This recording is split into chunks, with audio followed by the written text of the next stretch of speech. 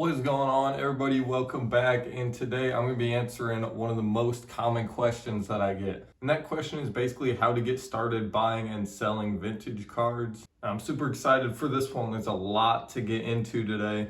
Now, whether you want to do this either part-time, kind of on the side, or you want to do this full-time, all of this still applies, or if you're just interested and want to watch. I also did a little bit of a longer format, like half-hour video over on Sammy Thunder's channel, also with Micah. That was a great video, just kind of half hour, just chill and talk about selling sports cards. So go ahead and check that out. It should be up by now. Micah does not have a YouTube channel, but make sure to subscribe to Sammy if you're not already. Now there's three very important questions we're gonna have to answer, and you need these questions for any business, but we're gonna be talking about cards obviously today. And those are: what do I buy, or what do I sell? Who do I sell it to? And where do I get it? So what do we buy and what do we sell? And this kind of has to get broken down into three different ranges, because the cards you may be buying and selling once you first start are going to be different to the cards you're buying and selling when you're selling, a ton of money's worth down the line. And of course, I can't tell you guys exactly how you should do it, but I can tell you guys what I did. These are some of the things I learned along the way over the last 2 years, so I'm going to try to pack lots of these into one video for you guys. So at the very beginning, we'll call this range $0 to $10,000. And these ranges that I'm going to be using are kind of total inventory. So this includes your cash, this includes your cards, this includes everything you got. So this is your total budget for buying and selling. In this range, at the very beginning, the most important thing is cards that are liquid, cards that you can sell quickly, because that's what you're gonna have to do a lot of to build up an inventory if you want to build it as fast as possible. You don't have to just buy these super popular cards, but they make it a lot easier because there's a lot more demand. You can get quick turnover and then reinvest that money, turn it over again, and keep repeating the cycle. So I would say keep it simple when you're in this range. The cards that are the biggest eye catchers for the lowest dollar amount are the type of things that you're gonna want to stick to. So I would say probably gonna want to avoid pre-war at the very start, although maybe like T206s would be something you could dip into a little bit. But I would say for the most part, 1948, so like the Leaf and Bowman, up into 1980, basically just the Ricky Henderson rookie. So cards that are great are, like I just mentioned, the Henderson rookie, the Ken Griffey Jr. rookie, the George Brett, Robin Yount, Ozzie Smith, and then maybe some of the later years of the guys like Mays and Aaron. You can get like their 60, 67, 68 up until their final cards, 73 to 75 range. You can get those under $100. Those are ones that people always want. Mays cards, always want Aaron's. There's always demand for George Brett rookies, Robin Yount rookies, and some of the other ones from the 60s like the Steve Carlton, the Joe Morgan, or the Willie McCovey. So those would be kind of ideal, but anything that falls into that range, if you go to a show, you kind of got to take what the defense gives you. You can't always pick and choose exactly what players you want. Those are the type of things I would stick to. Ideally, if you can find those type of cards in like a value box, that's probably where you'll get the best deal on them. Or lots of times dealers who have, a lot of inventory will kind of undervalue some of these cheaper end cards. But that's kind of your bread and butter until you're up around the 10,000 total value. You probably won't be selling many cards over like the $200, $250 range, I wouldn't think. So when you're into the 10 to 50,000 range, you're gonna start to have a bigger budget. You're gonna wanna start to buy more expensive cards because it takes a lot less time to ship one card for $200 than it does to ship 200 $1 cards or 20 $10 cards. You'll be making more money per sale and start to move up into some pretty iconic cards. In this range, you're really looking at all the popular cards. You're looking at Mantle, Mays, Aaron, Ted Williams. Some of the ones that did really well for me in this range were like the Bowmans, anything from 48 to 55. 54 and 5, not as much, but like the Mantle's still good in those. The Leaf cards and the Gowdy cards for sure. Also Play Ball you could throw in there. All very, very good in this range. And you can start to dip into pre-war a bit. Just because you have a bigger bankroll, you can kind of wait on selling cards a little bit longer. You don't have to try to sell them immediately. Like if you go to a show every weekend, you may have to sell a good chunk of your inventory at the start every week. So you want to turn something over, within 1 week. When you get into this range, you may be looking more into the 2 weeks to a month range, sometimes even longer than that. And that's where with pre-war stuff, if you can find them in person at shows, so there will be no kind of eBay history of the sale, those you can typically make a pretty good margin on if you know what you're looking for. Just kind of takes some figuring out what players sell, what players don't. But the name of the game is still churn and burn. You just gotta keep taking your money, taking your profits. So something that worked a lot for me was being able to gamify this. And what do I mean by that? It's basically just treat it like a video game. If you're playing a video game and you're fighting the boss battle and there's one move that keeps working, you're not gonna use that move and then go try to do everything else. You're gonna keep doing that move, spamming the same move over and over and over and over and over again. And that's basically what we're doing here. Once you find cards that work, that you have people who consistently buy, it just gets easier and easier, and it makes buying easier too. If you know for sure that you can sell a card, it makes it easier to dish out the money to go buy the card. Like some of the cards I enjoy selling over and over again, and they're in kind of the perfect price range, big name player, all of that. Just grabbed a couple out of the box real quick, but like a 54 Ted Williams, that's a good example. 56 Topps Willie Mays, that's another good example. All of these bigger cards, the top sets, so 52 through 56.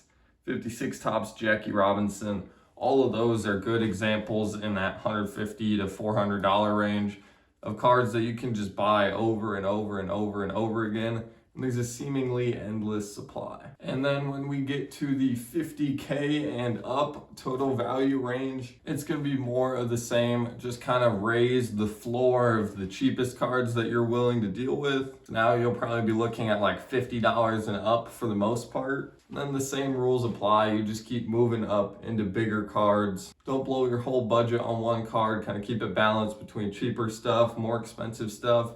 And as you go, you'll kind of learn what works for you. Now, great, we know exactly what we're gonna start buying. So we're ready to go out and buy some stuff and sell it. But we don't know who we're gonna be selling that to. So here's a few options that you can sell on a few different platforms for you. Starting off, we got Facebook, and more specifically, Facebook groups. So go into groups in Facebook, search vintage baseball cards. There should be, a bunch of different groups for like 20 to 50, maybe even 100 of them. Ideally, if you're selling, you want as many eyeballs as possible. So go toward the 50,000 member group.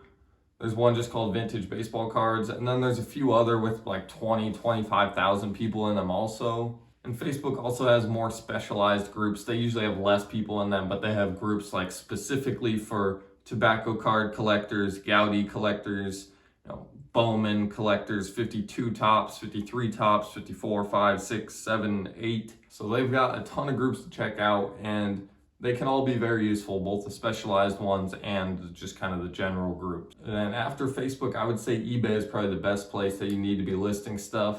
I touched on it a little bit before. eBay fees, lots of people complain about them.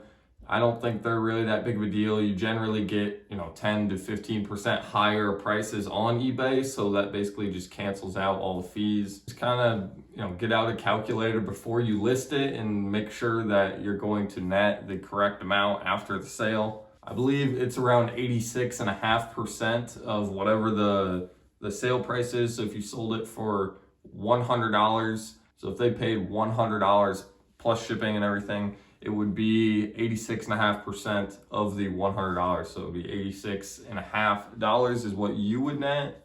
I know once you get like up into the higher price ranges, it changes a little bit, but I'm not exactly sure. I would definitely recommend listing on eBay. Whether you're selling full time or you're just trying to sell off a couple parts to your collection, it's definitely beneficial because you can list the card just one time and then it may sell 6 months down the line. So like Facebook and some of these other ones I'm gonna get to, I have to post almost every single day, and rarely is it that someone messages me from a post multiple days ago to then go and buy some. So that's some of the pros about eBay. I would definitely give that a check.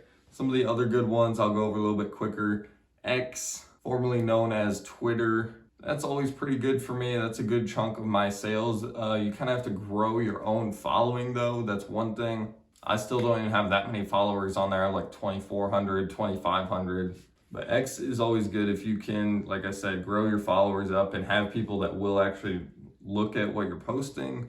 There's definitely plenty of sports card collectors on there that are willing to buy stuff every day of the week. And then a couple other ways you could sell would be setting up at shows. Not a huge fan of it, at least when you have under $100,000 in inventory. Another option would be creating a website. Then you have to, funnel people to your website, so that kind of creates more work for you. I don't have my own website yet, but that's in the works for 2024. That's something I want to do this year. And then email. If you have an email, you have to get people that also, whether it's business cards, whether it's in the video description. And also you could use Discord, which is a free platform where there's kind of community groups, kind of like Facebook groups, but a separate platform. So you can join a sports card Discord group and then, chat with them about sports cards. I'm in only one of them.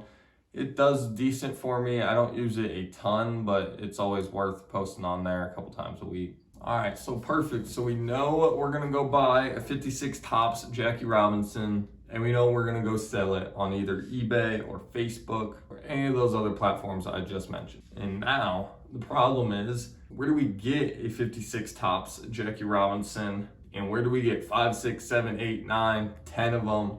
How do we keep them in and find good deals that you can resell for a higher price? Now, even if you're not reselling, this is just some good tips in general just for getting cards at a better deal. So how many of you have ever went to a card show with $100 in your pocket, and then you walk around the show, there's not a whole lot that's really catching your eye. Maybe you buy a couple things out of a dollar box, something like that, and no real big hitters catching your eye throughout the entire show. So what do? You go around and you have about $90 left. You spent 10 at the dollar boxes. You go around and you buy one card for $90. There's finally one that catches your eye, at least enough to make it worth pulling the trigger. And you go home kind of like, meh, that show didn't have a lot of options. I was able to find some stuff, but it wasn't really ideal. Now, this is only a problem because with that $100 when you're going to a show, you don't sometimes, especially at smaller shows, you don't have enough options for there to be a very good deal. So let's say at the National, there's a much higher chance that at the National, you're gonna be able to find good deals than there is at a local 20 table card show, because there's just gonna be so many more cards that there's going to be at least one card somewhere in the room at the National that's vastly underpriced. And I know this is kind of not really actually saying anything, but this does actually have a point. The more places that you look, the better deals you're gonna find, and the more places that you potentially could spend your money, the smarter you're gonna be with your money because you have just more options. If you only buy all your cards at card shows, that means Saturday, Sunday when the card show rolls around, you're trying to spend every dollar in your pocket trying to put that into cards. That may make you end up overpaying. And so the moral of this story is you want to check the complete opposite end of that spectrum where you have every possible option on the table. So you look at PWCC, Heritage, you watch REA, eBay auctions, you go to card shows, you're on Facebook, you're on X, you're on MySlabs. And when you have all of these different platforms that you can check, it actually makes it much easier to get better deals because you don't have to spend your money on eBay. You don't have to spend your money at a card show. You can wait a couple days for the next Heritage auction, for the next PWCC, for the next Golden auction. And like I said, this goes for both collecting and reselling. Just when you have more options to bid on, you're not gonna have to pay as high. Lots of people just do essentially card shows and eBay, which is good, but lots of those people are also the ones asking how to get more deals, and that's what we're here for. So you need to check every possible space. I know if you're looking for one specific card, it can be a little bit longer, but still with more time, say we're bidding on a 56 Jackie, if there's only one of them that we have a chance to bid on, we're probably less likely to win than we are if there's 25 of these 56 Jackies to bid on. When you're first starting off, shows I would probably say are the best place to buy because you get the cards instantly, and then you can immediately, when you're home later that day or the next day, be either repricing them or posting them on eBay or wherever you're going to post them. So shows are great, especially at the beginning when you only have so much cash. You need to be able to turn over that cash as quickly as possible. I never really even honestly discovered auction houses and stuff other than PWCC until after I was past the 10K total value mark. But in the past few months, I started using more auction houses and it's definitely went pretty well. And once you get in that 10, 50K range, that's when you're gonna start having to order more stuff online. Because if you only have a 60 table show this weekend, you may not be able to spend $8,000 at a show. So you're gonna have to do some eBay bidding, a little bit of PWCC, whatever it may be. And that will also help keeping new inventory come in throughout the week. I'm constantly getting packages delivered multiple times a week. And it keeps new stuff coming in even when you don't go to a show. Just make sure when you're on all the auction houses, you're paying attention to the buyer's premium. Some of them are 20%, some are 22%. So you need to know the rules of the game for whatever auction house you're bidding on. And one more question before we wrap it up. This is another thing I get asked often, and that is what percentage of comps, how much do I pay for the cards that I buy?